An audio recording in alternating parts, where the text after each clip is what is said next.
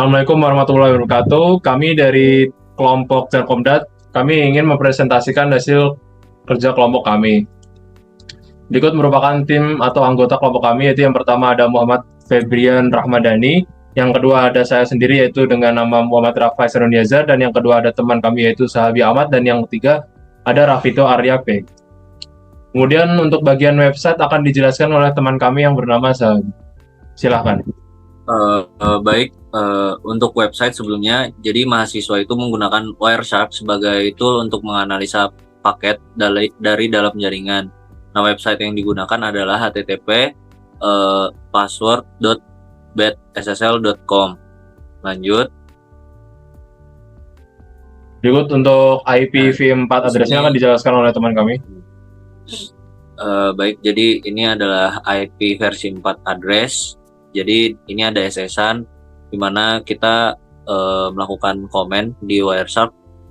Nah, setelah beberapa paket ditangkap, kita bisa mulai mencari paket yang memiliki IP source dan IP destination yang sesuai. Nah, jadi di sini di SS-an ini ada source sama destination. Kemudian pada gambar di samping kita juga bisa melihat IP sumbernya dengan menggunakan komen di cmd command from Windows itu ipconfig untuk tampilan IPv4-nya. Kemudian pada bagian adapter WiFi kita bisa mengecek IP source-nya yang kita gunakan. Lanjut. Nah, kemudian di sini ada protokol list hierarkinya. Di sebelah kiri ada SS-an dari Wireshark. Kemudian di sini ada hierarkinya, data-datanya, yaitu ada protokol, persen packets, persen bytes, terus kemudian bytes-nya, bits-nya juga, n packets-nya, kemudian ada n bytes, n bits-nya juga, sama PDUs. Lanjut. Protokol list hierarki itu ada Ethernet, protokol lapisan fisik yang digunakan untuk mengirimkan data di jaringan lokal. Wireshark menangkap dan memperlihatkan paket-paket Ethernet yang datang dan pergi melalui antarmuka jaringan. Lalu ada IPv4, protokol lapisan jaringan yang digunakan untuk mengirimkan paket data di internet. Wireshark menampilkan alamat IPv4 dari sumber dan tujuan untuk setiap paket yang ditangkap. Lalu ada TCP, protokol transportasi yang menyediakan koneksi yang andal dan terurut antara perangkat di jaringan. Wireshark dapat menampilkan koneksi TCP antar klien dan server web, termasuk nomor port yang digunakan. Lalu ada HTTP, protokol aplikasi yang digunakan untuk mentransfer data berbasis teks, gambar, audio, video, dan file lainnya di web. Wireshark dapat menampilkan permintaan dan tanggapan HTTP antara klien dan server. Lalu ada user datagram protokol, protokol transportasi yang menyediakan pengiriman tanpa koneksi dan tidak dijamin. Wireshark dapat menampilkan paket-paket UDP yang ditangkap tetapi tidak memberikan garansi pengiriman data yang diterima. Lanjut. Lalu ada HTTP GET. Dalam komunikasi HTTP ada dua elemen utama, permintaan dan respon. Permintaan dikirim oleh klien, misalnya browser web ke server, dan respon adalah balasan dari server ke klien. Lanjut. Lalu ada physical layer. Physical layer merupakan lapisan yang berurusan dengan transmisi dan penerimaan data mentah melalui jaringan. Ini mencakup detail seperti spesifikasi kabel, kartu jaringan, dan aspek fisik lainnya dari jaringan.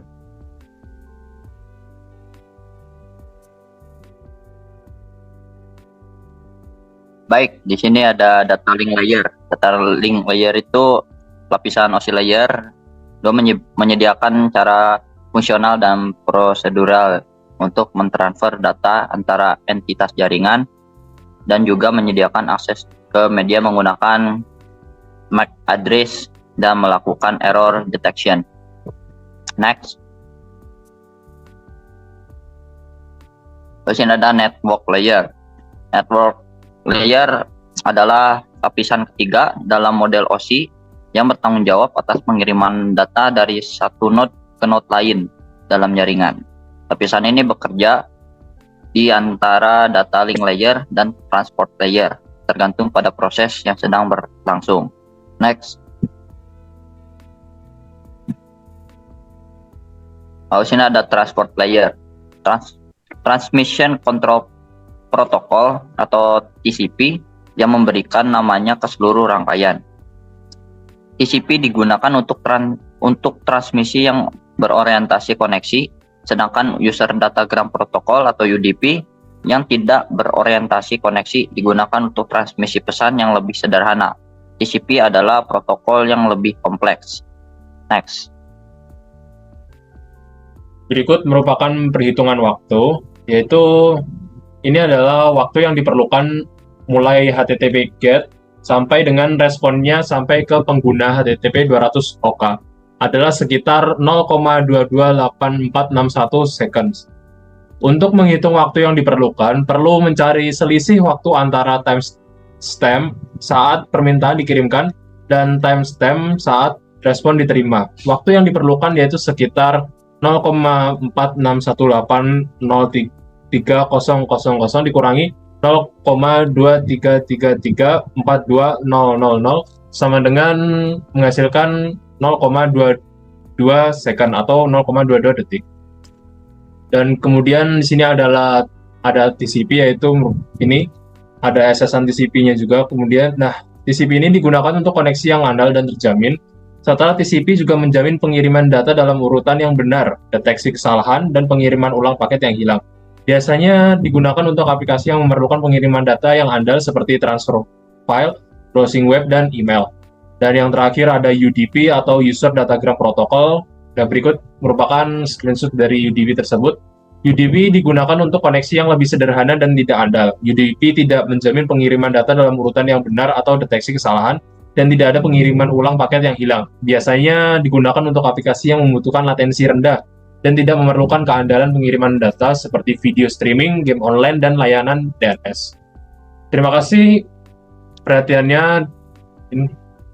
Sekian presentasi dari kelompok kami. Jika ada salah kata, mohon maaf. Wassalamualaikum warahmatullahi wabarakatuh.